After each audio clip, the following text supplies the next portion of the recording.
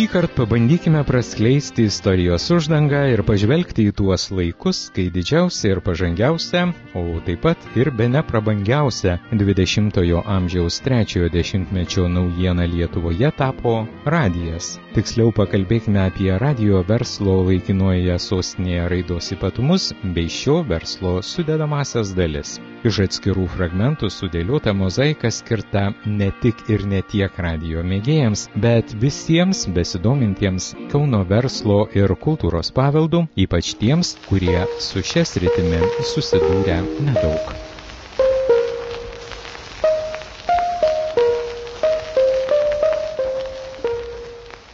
Aliu, Lietuvos radijas Kaunas.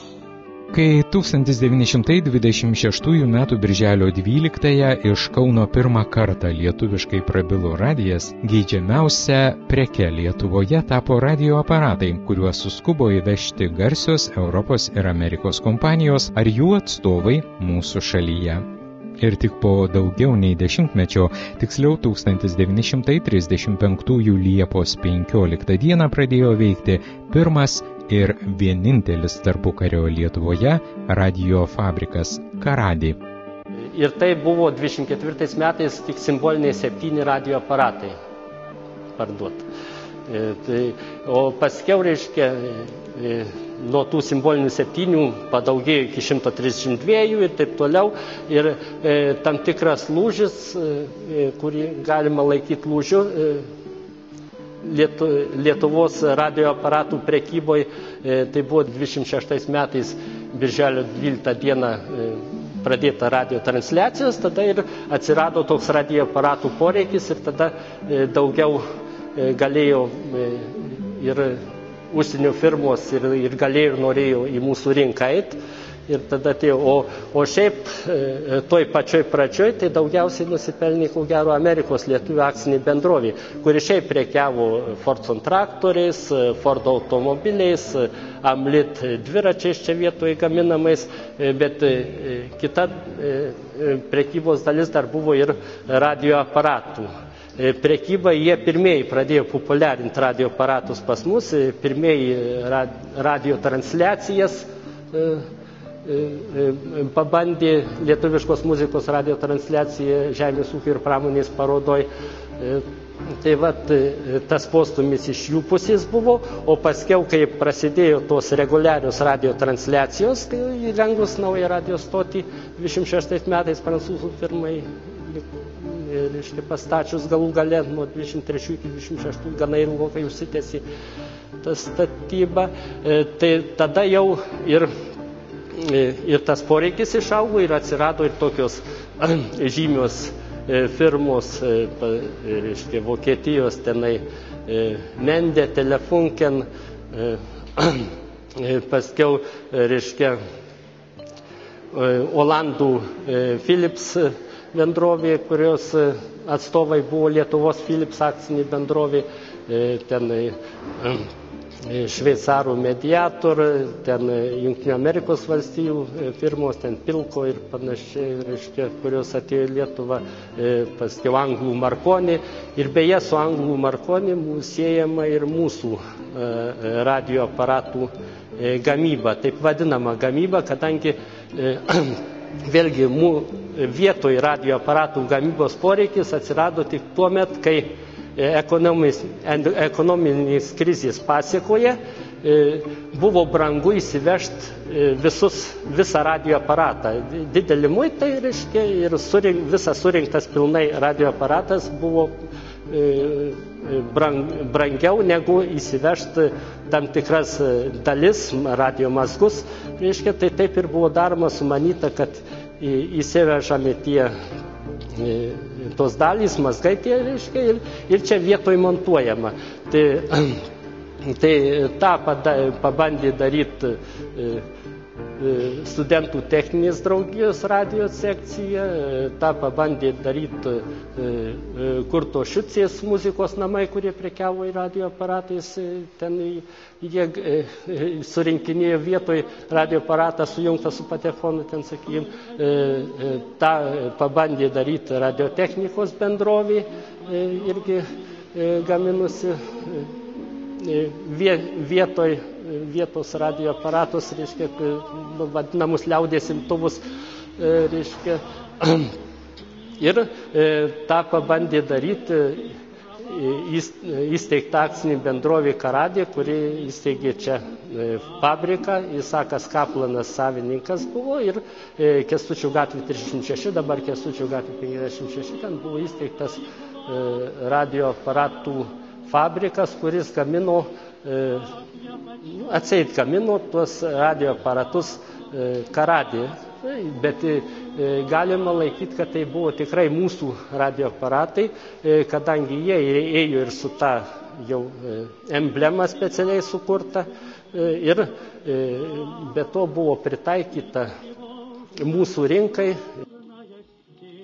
Nors radio aparatų prekyba ir šiuo verslu užsiimančių firmų skaičius nuolat augo, tačiau sąlygos gamybai, o tai suprantama ir galimybė plėtoti naują, pažangę nacionalinę verslo šaką, tuometinėme ir jau sparčiai modernėjančiame Kaune nebuvo palankios. Net ir smarkiai išaugusi radio aparatų paklausa vis tiek nebuvo tokia didelė, kad naujas gamintojas, jam sudarius palankės sąlygas, galėtų atlaikyti garsių užsienio firmų konkurenciją. Tik 4-ame dešimtmetyje pasaulinės ekonominės krizės įtakoje išaugus muitams radio aparatams buvo bandymų išnaudoti sąlyginai mažesnius muitus radio mazgams ir detalėms bei surinkinėti iš jų aparatus Kaune.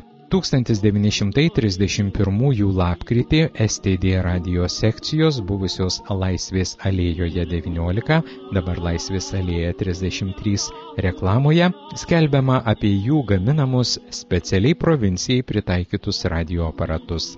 Šiutse muzikos ir radio namų 32 metų reklamoje taip pat minimas šios firmos gaminamas, tiksliau surenkamas radio aparatas sujungtas su elektriniu patefonu. STD radio perkūnsargių ir elektrotechnikos sekcija įsikūrusi Laisvės alėjoje 23A priešais kino teatrą Forum, dabar tai Laisvės alėja 41, 34 metais skelbėsi gaminantis specialiai provincijai pritaikytus radio imtuvus Stedin.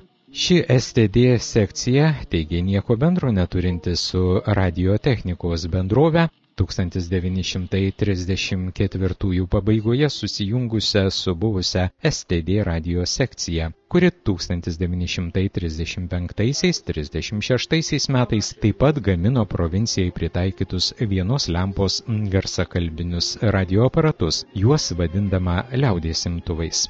Tokie radio imtuvai kainavo 110 litų, o su 100 voltų baterija ir 2 voltų akumuliatoriumi 165 litus, išsimokant dalimis per ilgesnį laiką. Bendrovė buvo įsikūrusi Laisvės alėjoje 36-ame name. Pastatas iki mūsų laikų neišliko. 1926-27 metais Šiaulių bendrovėje Dubysa ir Stasio Brašiškio radio laboratorijoje buvo surinktas nedidelis kiekis radio imtuvų. Retas, kuris Lietuvos gyventojas apie juos žinojo, o štai apie kauniškį radio fabriką Karadį garsas pasklido plačiai. Iš tiesų tai buvo mažutės fabrikėlis įsikūręs Kęstučio gatvėje, dabar tas namas pažymėtas 56 numeriu. Fabrikėlį, kuriame dirbo tik 15 žmonių, įkūręs Kauno gyventojas Isakas Kaplanas, radio aparatų mazgus importavo iš žinomos Anglijos firmos Marconi. Kaplano biznio esmė užsidirbti sutaupius muito lėšas. Mat valstybė skatinusi radio aparatų gamybą Lietuvoje buvo uždėjusi didelius importo muitus pagamintiems radio aparatams. Fabrikėlio atsiradimo priežastis aiškina žinomas kolekcininkas kaunietis Zenonas Langaitis. Nors jokioje lietuviškoje enciklopedijoje neužsimenama apie Karadį, tačiau garsus radio entuziastas rado informacijos apie šį fabrikėlį, jo gaminius ir kainas periodinėje spaudoje, atskirame leidinyje skirtame elektros ir radio raidai Lietuvoje. Domėdamasis Karadį istoriją, kolekcininkas surado 3, dabar žinoma 15 modelių, iki šių dienų išlikusius minėto fabriko gaminius, tarp kurių yra ir pats visų mažiausias, bet vertingiausias. Tai radio aparatukas Tautofonas, kurį fabrikas gamino 1935-36 metais. aš visiškai dabar atsakingai galiu pasakyti, kadangi mes kolekcionieriai to senojo radio, esam interneto pagalba apsivienyje, pasišnekam, kas buvo Europoje, Amerikoje, kas buvo Rusijoje ir visur kitur, kas ką gamino, kada tu tautofono, reiškia, aptarėm su kolegom iš įvairių šalių, tai visi patvirtino, kad tai yra įdomus ir labai unikalus reiškinys. Ne tiek, kokiais tai ten nieko čia naujo nėra išrasta, bet kadangi jis buvo gamintas apie 36 metus, o tada pažangiai Europai jau detektorinis radijo-imtuvas nebuvo naujiena, o Lietuva buvo kraštas daugiau nepramoninis, kaimo, žmonės nėra turtingi. Tai vat, taip buvo pragalvota, kad reikia gaminti aparatą kuo pigesnį, su galimybę dirbti net pasibaigus baterijom, nes baterijos buvo brangios. Ir tada, reiškia, panaudojant lempą, kuri naudoja nedaug energijos iš baterijų, sukurtas aparatas, bet 36 metais ir dizainas atėjo kitoks, nes apie 30, reiškia, pats detektorinis aparatas, jisai labai populiarus buvo jau 22, 24, 25 metais, o čia štai 35-36 metai jau yra normalių radio aparatų, o yra noras padaryti mažiuką ir pigų.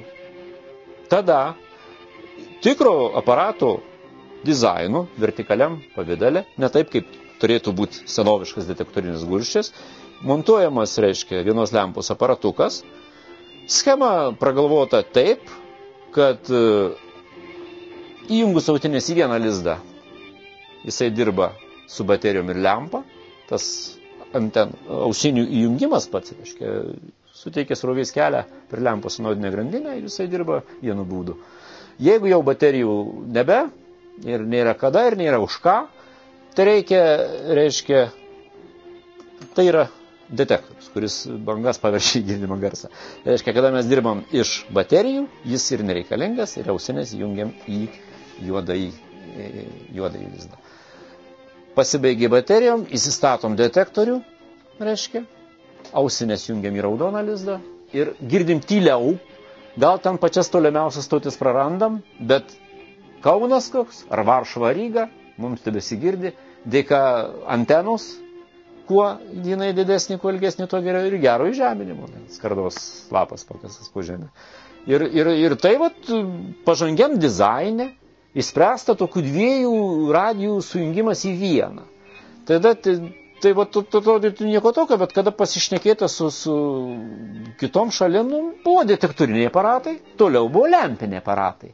Bet kad būtų toksai tarpinis atsiradęs koks tai momentas ir noras tą daryti, tiesiog jie greičiau progresavo. Miestuose atsirado elektra, kaimai su detektoriniais gyveno tol, kol reiškia, atsirado baterijos, pirko baterijas, o toks pragalvojimas į tą ir dizaino gana geri sprendimai, viskas ir taip, niekas prašiau iš visų šalių, nes mes turim tinklalapį, kur mūsų ten yra apsivienyje apie 8000. Tokių kolekcionierių iš įvairių pasaulio, sako, šalių Europos daug, bet iš viso pasaulio yra. Kas kažką panašaus galit parodyti, ne? Neturintis pasaulyje analogo tautofonas buvo kone 4 kartus pigesnis nei kiti tuometėje rinkoje pardavinėjami aparatai ir vidutiniškai kainavo 59 litus. Tai stebėtinai įžvalgiai sumanytas gaminys neturtingam kaimo gyventojui. Tautofone buvo panaudota tai, kas buvo pigu ir labiausiai tiko vietiniai rinkai. Toks aparatėlis galėjo priimti radio stočių transliacijas ilgomis, vidutinėmis ir kas itin buvo reta anuomet trumposiomis bangomis. Tiesa, Karadi reklamų aptikta ne tiek ir daug, beveik visos jos spausdinamos ūkininko patarėjuje, nes pagrindinė fabriko produkcija ir buvo skirta kaimo gyventojams. Karadi gamino ne tik tautofoną, bet ir 2 lempų liaudies imtuvą bei brangesnius ir galingesnius radio aparatus. Liaudies imtuvas tai reiškia jau Karadi gamintas 3 lempų radio aparatas. Šio aparato kaina buvo apie 200 litų. Jų buvo pagaminta, kiek jį dabar sunku pasakyti, bet ant šasi, reiškia, mano turimo aparato modelis yra 483. O tai iš to galima maždaug spręsti, kad tai nemaži. Aparatas tiesioginis stiprinimo, tai čia toks techninis terminas, tai reiškia, kad jis nėra labai jau selektyvus, kad jautrumo neypatingo yra, bet labai daug priklausė nuo antenos. Reiškia, visuomet prie jo būdavo instrukcija priduodama ir pažymėta. Reiškia, instrukcijai matom čia kaip jį naudoti, ką daryti, jeigu sugenda, kaip aptarnauti, reiškia, kaip viskas valdyti. Kitoj pusėje yra stočių sąrašas, kokio dažnumo gali pagauti. Tai čia ir buvo rekomendacija, kad jeigu naudosim gerą anteną, gerą įžeminimą, tai toliau ir tą pasieksim. Nu, aparatas, kaina, reiškia, to aparato, tai ne tik tame, kad kiek jisai pats kainuoja, bet kainavo ir baterijos, ir lempos, vėlgi jos turėjo naudojimo laiką, pasibaigus naudojimo laikui, tai reiškia, reikėjo pirkti tas lempas ir keisti elementus. Tai su juo, reiškia, baterinės radijas stipriai čia importavo Philips, dukterinės kompanijos, Philipsų dukterinės kompanijos Belgijos Sierra, taip pat iš Šveicarijos Mediator ir jų aparatai, reikia pasakyti, buvo geresni.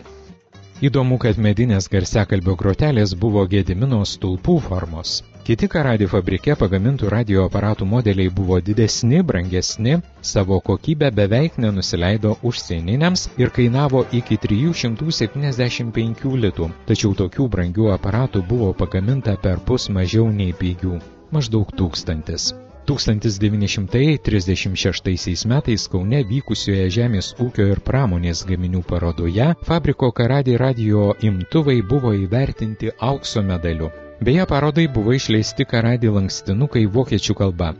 Greičiausiai tai buvo padaryta tiriant galimą Kaune surinktų radio aparatų eksporto rinką. Tačiau likimas viską jau buvo sudėliojęs kitaip. Nepaisant originalių sprendimų ir palyginti nebrangių aparatų gamybos, 1939 metais fabrikas buvo priverstas nutraukti gamybą, nes 4, 5, 7 lempų tie radio aparatai, jie buvo netgi brangesni negu analogai, sakykime, Jungtinių Amerikos valstijų kai kurių firmų. Ir be to mūsų rinka palyginti buvo maža. Ir netgi tokios didelės kompanijos joje sunkiai vertėsi.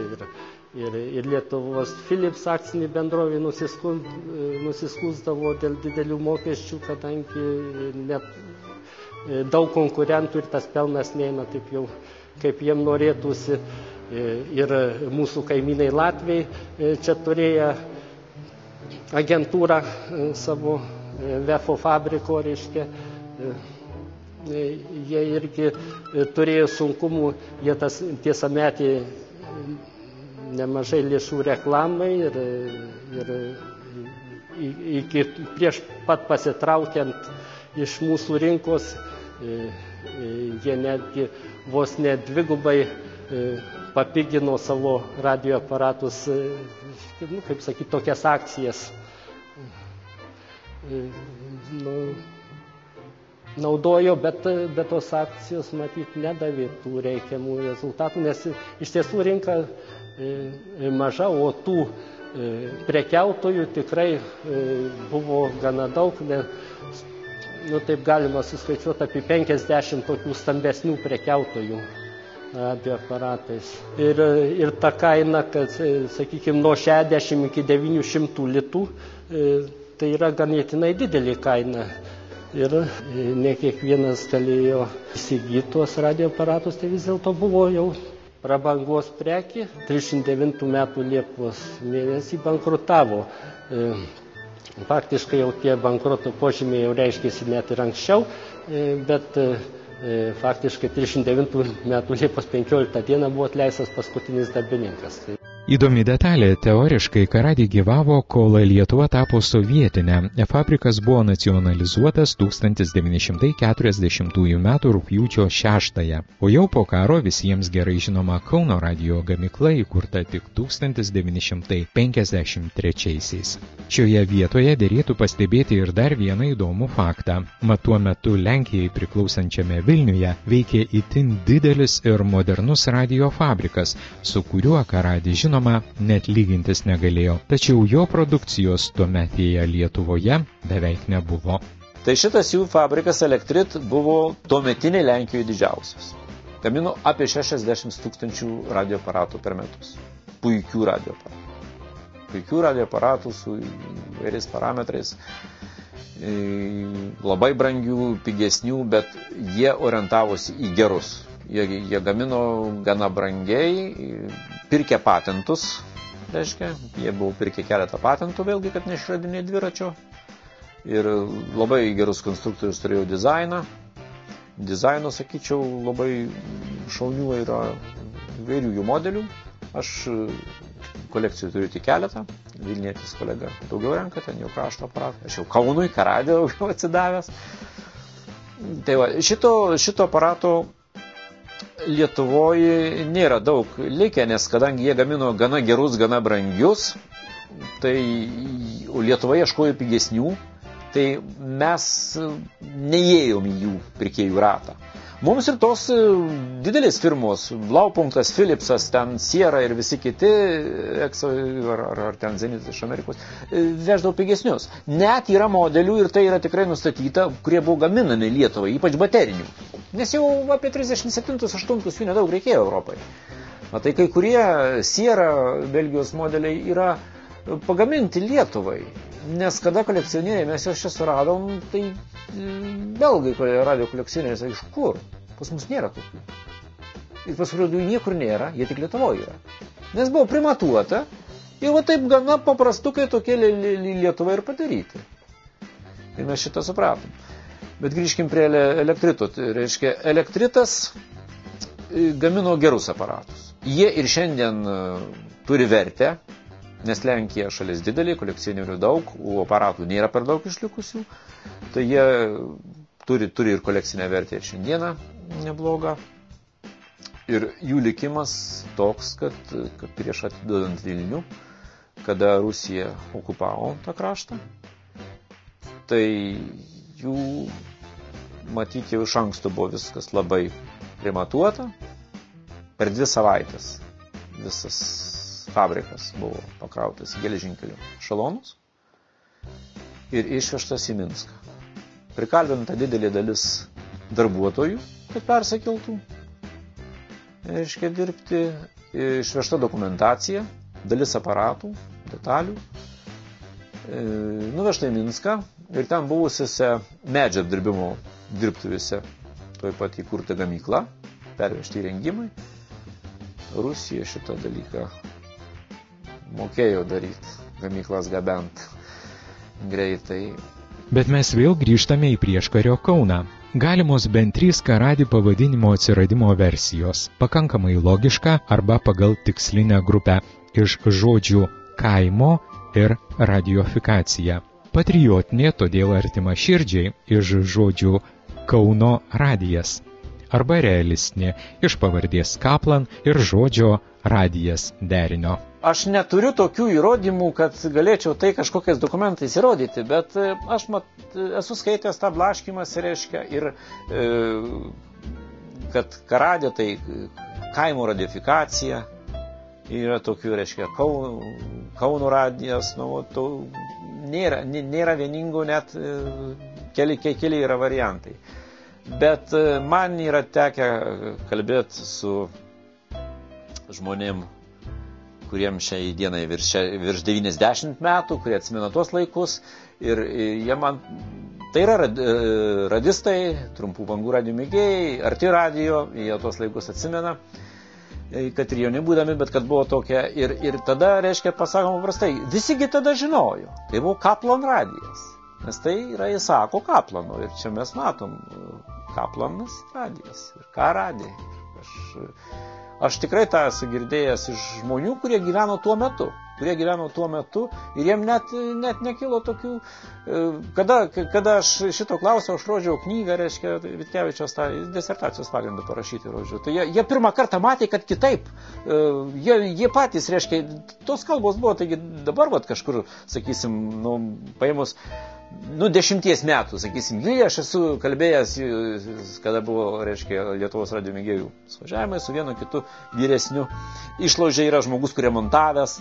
Reiškia, ilgaamžių mes turim, Lietuva radistų kraštas, mes jų turim daug ir tarp jų yra ilgaamžių. Reiškia, yra žmogus remontavęs radijas ir kada mes kalbame apie pavadinimo kilmę, tai jiem abejonių nekyla, man irgi. Nes, žmogus, manau, kad pats fabriką įkūręs, jis matė šitokį pavadinimą geriausiai. Ant viršaus aparatų yra, reiškia, lipdukas, kuriame matom žodį Karadi, ant visų yra, ir tas pats yra ant Marconi. Reiškia, ant firmos, kuri gamino komplektuojančias dalis, sakykime, galima net sakyti, pagamindavo tą aparatą, kuris čia buvo tik po to surinkamas. Čia buvo vyniojami transformatoriai, ritis, mažai labai darbų atliekama, gaminama galinė sienelė. Tai Marconi lygiai taip turi užklijuotą, reiškia, net sakyčiau, grafiką, spalvinį, labai panašią etiketę, kiek viskas buvo nužiūrėta.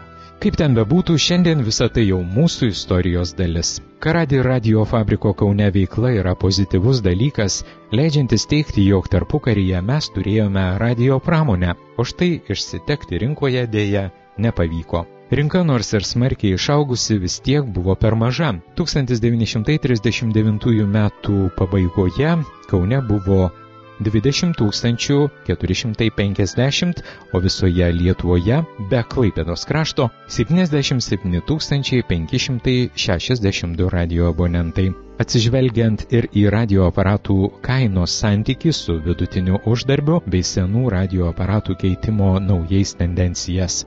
Pasak kolekcininko Zenono Langaičio, Kaune buvo nelengva net ir dideliai bei turtingai garsios bendrovės Philips atstovybei. Mūsų kaimynai Latvijai, kuriems sekėsi nepalyginamai geriau nei beveik namudiniai Karadi, taip pat pasirodo ne prieš gerą viliojo gražiomis reklamomis ir didelėmis kainų nuolaidomis. 1939 pabaigoje VEF agentūra buvo priversta pasitraukti iš Lietuvos. O štai radijo klestėjimas mūsų šalyje žydėjo. 1936-aisiais paskelbtas tarptautinis konkursas statyti galingesnę ir modernesnę radijo stotį. Vieta pasirinkta netoli Kauno Sitkūnuose prie Žemaičių plento. 1938-aisiais pašto valdyba pasirašė sutartį su Anglijos firma Standard Telephones and Cables dėl radio siųstuvo, su prancūzų firma SFR dėl antenos ir su Šveicarijos firma Gebruder Schulzer dėl elektros stoties statybos. Pagal sutartį radio stotis turėjo pradėti darbą 1940 metais. Iki to laiko pastatytas radio stoties pastatas, dizelinė elektros stotis,